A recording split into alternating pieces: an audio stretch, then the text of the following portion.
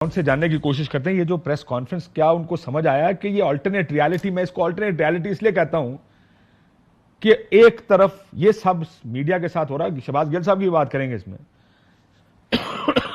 کہ میڈیا کے ساتھ ہو کیا رہا ہے، اور دوسری طرف آپ پریس کانفرنس ایسے کہہ رہے ہیں جس طرح یہ دور میڈیا کی آزادی کے لیے سنہرے حروف میں لکھا جائے گا، اس کے اقدامات اور یاد رکھا جائے گا. مظہر صاحب، واٹ ریالٹی ٹو دے لیو ان، یہ کون سی دنیا میں رہتے ہیں یہ لوگ؟ شکریہ کاشف. دیکھیے آپ جب یہ بات کہہ رہے تھے تو میں وہ کتاب تلاش کر رہا تھا جو پی ایف یو جے کی تاریخ ہے، اور میرا خیال ہے کہ ہر پولیٹیکل پارٹی کو، ہر صحافی کو وہ کتاب ضرور پڑھنی چاہیے. اس کتاب میں پوری ایک تاریخ ہے کہ ہم نے ہر دور میں کیوں مذمت کی، کسی بھی، چاہے وہ سویلین گورنمنٹ ہو چاہے ملٹری گورنمنٹ ہو، اس کے کسی بھی ایسے اقدام کی جو میڈیا کو سپریس کرنے کے لیے ہے. اور ہماری جو تنظیم ہے پی ایف یو جے، اس کی بھی ایک تاریخ رہی ہے. ہمیں ایک ایوب خان کے زمانے میں کہا گیا یہ کمیونسٹ ہیں، جب پیپلز پارٹی بھٹو صاحب کا زمانہ تھا اور جسارت پر پابندی لگی تو ہم سے کہا گیا کہ یہ اسلامسٹ ہیں یا جماعتی ہیں. جب جنرل ضیاء الحق کے دور میں مساوات پر پابندی لگی تو ہم سے کہا گیا کہ یہ پیپلے ہیں، اور اٹ گوز آن. دیکھیے آپ نے ابھی یہ مثالیں دی، مجھے تو یہ سمجھ میں نہیں آ رہا کہ اس پریس کانفرنس کی ضرورت کیا تھی. ایک تحریک انصاف نے ایک فریڈم آف دا پریس پہ ایک سیمینار کیا تھا. اس سیمینار میں نے ساری تقاریر تو نہیں سنی، تھوڑی بہت سنی جو دکھائی گئی وہ سنی ہوں گی آپ نے مظہر صاحب. ہاں وہی. اور کچھ آپ بھی ایک سیمینار کر لیں، اور بھی ایک جس پولیٹیکل پارٹی کو جو آپ کی ہسٹری ہے کاشف، اس میں صرف ایک دور ایسا ہے جس میں میڈیا پر پابندی نہیں لگی، اس کو آزادی ملی، اور وہ ہے محمد خان جنیجو کا دور.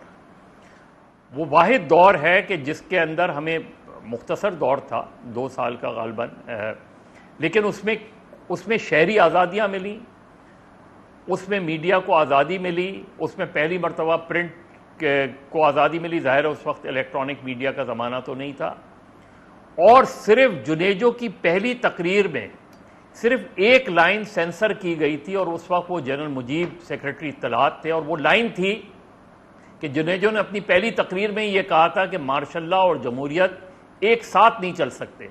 جب جنیجو کو یہ پتا چلا کہ یہ لائن سینسر ہوئی ہے تو اس نے جنرل مجیب کو بلایا، اس سے کنفرم کیا کہ یہ لائن آپ نے کاٹی ہے. تو انہوں نے وضاحت دی کہ جی پریزیڈنٹ ناراض ہو جاتے، یہ ہو جاتے. اس نے کہا اچھا تھینک یو ویری مچ. وہ گئے ہیں اور رات کو ان کا سیکنگ آرڈر آ گیا، تو ہی سیکڈ جنرل مجیب جنیجو. اس کے بعد ہم نے نسبتاً بھٹو صاحب کے پیریڈ میں بہت پریس پر پابندی لگی، لیکن بے نظیر کے دور میں نسبتاً کم ہم نے دیکھا. مسلم لیگ نون کے پہلے دور میں جو ہے وہ سب سے پہلے ایڈیٹرز کے باقاعدہ ٹیلی فون ٹیپ کیے گئے، ان کو باقاعدہ تھریٹس کیا گیا. اس کے بعد بھی ہم نے دیکھا کہ مسلم لیگ نون کے یہ ڈان لیگ کے بعد ڈان کے ساتھ کیا ہوا تھا اور وہ کس کا دور تھا. تو آپ سر اے آر وائی پر ماضی اے ایسا ٹی اے کے مقدمے بنے، آپ کو یاد ہوگا، آئی تھنک میں اسی پہ آ رہا ہوں. دہشت گردی کے مقدمے بنے، ایف آئی آریں کٹی، لوگوں کے نام مالکان سمیت نام دیے گئے. کیا کہتے ہیں، کس قسم کی باتیں کرتے ہیں یہ لوگ؟ یہی میں کہہ رہا ہوں کہ یا تو وہ یہ جسٹیفیکیشن دیتی ہیں آج بیٹھ کر کہ اے آر وائی پر پابندی لگانا صحیح تھا، غلط تھا، کہتی جو بھی ان کا. لیکن پابندی، دیکھیے آج کے انفارمیشن ٹیکنالوجی کے دور میں آپ کسی پر پابندی نہیں لگا سکتے. لیکن جو زیادتیاں ہو رہی ہیں، جو اینکرز کے ساتھ زیادتی ہو رہی ہے، جو پریشر، اور یہ جو سیکیورٹی کلیئرنس کا معاملہ ہے، یہ اتنا سنجیدہ، یہ پہلی مرتبہ ہوا ہے کہ کسی چینل کی سیکیورٹی کلیئرنس جو ہے وہ کینسل کی گئی ہو. پھر پیمرا کے چیئرمین جا کے سندھ ہائی کورٹ میں یہ پلی لیتے ہیں کہ جی ہم نے تو بین نہیں کیا. تو بین نہیں کیا تو کھلا کیوں نہیں آج تک؟ اگر کیبل آپریٹرز آپ کے کنٹرول میں نہیں ہیں تو پھر آج سپریم کورٹ کا فیصلے کا حوالہ دیا ہے ہائی کورٹ نے، اور میں حالہ 2 دن میں اس کی تفصیل مانگی ہے سندھ ہائی کورٹ نے کہ ایک دیکھیے اس سے کاشف، اس سے کچھ نہیں ہوتا.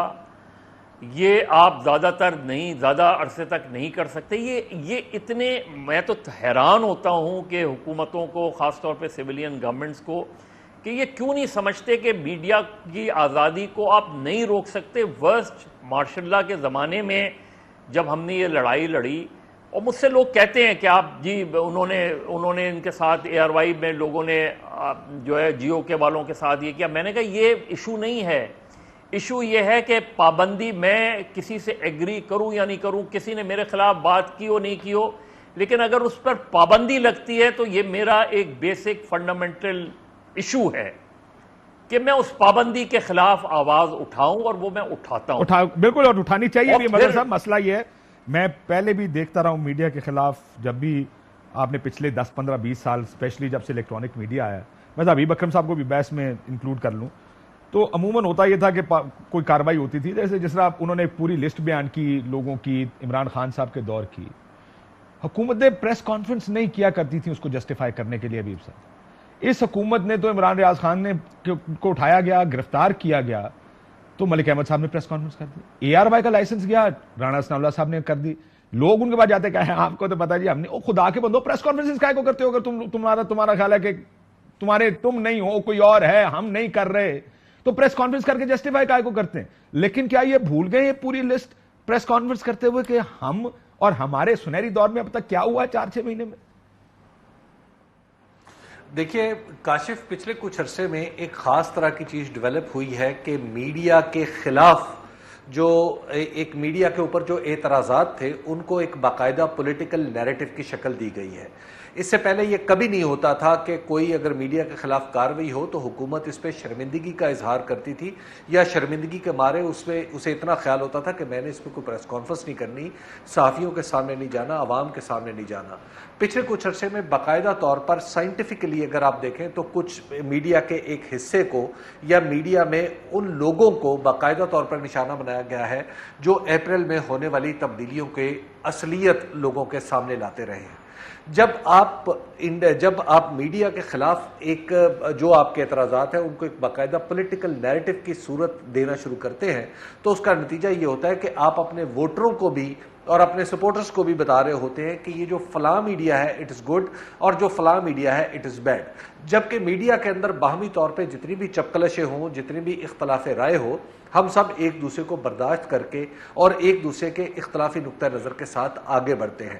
تو لہٰذا اب جو پچھلے کچھ عرصے میں یہ جو سلسلہ چلا ہے اس کے بعد ایسا لگتا ہے کہ اب میڈیا کے اوپر جو دباؤ ہے وہ محض قانونی نہیں ہے، بلکہ سیاسی جماعتیں جنہیں ہم اپنا ہمدرد تصور کرتے تھے، وہ سیاسی جماعتیں، وہ ساری کی ساری سیاسی جماعتیں جو اپوزیشن میں ہمارے یعنی کندھوں پہ کھڑی ہوئی تھی، جو اس وقت PDM کا روپ دھارے ہوئے ہیں، وہ آپ دیکھ لیجئے کہ انہوں نے میڈیا کے خلاف اور بالخصوص ARY کے خلاف تو ایک خاص طرز فکر اختیار کیا ہے. تو اب ایسے ماحول میں آپ کو یہ میسج دیا جا رہا ہے کہ آپ کے سامنے قانونی راستہ کوئی نہیں چھوڑا گیا، بلکہ آپ کے سامنے دھوس کا، زبردستی کا راستہ ہے، جس میں یا تو آپ مائلڈ ہو کے گھٹنوں کے بل گر جائیں، کورنش بجا لائیں اور وہ کہیں جو آپ کو کہا جا رہا ہے، ہز ماسٹرز وائس بن جائیں، یا بصورت دیگر بصورت دیگر آپ کو آپ کے اعمال کی بلکہ آزادی کی سزا دی جائے گی. اب اس طرز عمل کا نقصان ہمیں تو ہو رہا ہے، جو ARY کو بھی ہو رہا ہے، مجھے بھی ہو رہا ہے، ہماری جو زبانوں پہ پابندیاں، بہت ساری باتیں جو ہم بھی کھل کے نہیں کہہ سکتے اس لوگوں کے انجام کو دیکھتے ہوئے. لیکن آپ اس میں سب سے بڑا نقصان پاکستان کا کر رہے ہیں. پاکستان دنیا ملکوں کو پہچانتی ہے کہ کیا وہاں پر بولنے کی آزادی ہے، کیا وہاں پر اپنے سیاسی خیالات رکھنے کی آزادی ہے، کیا وہاں پر صحافی وہ کہہ سکتا ہے جو وہ کہنا چاہتا ہے.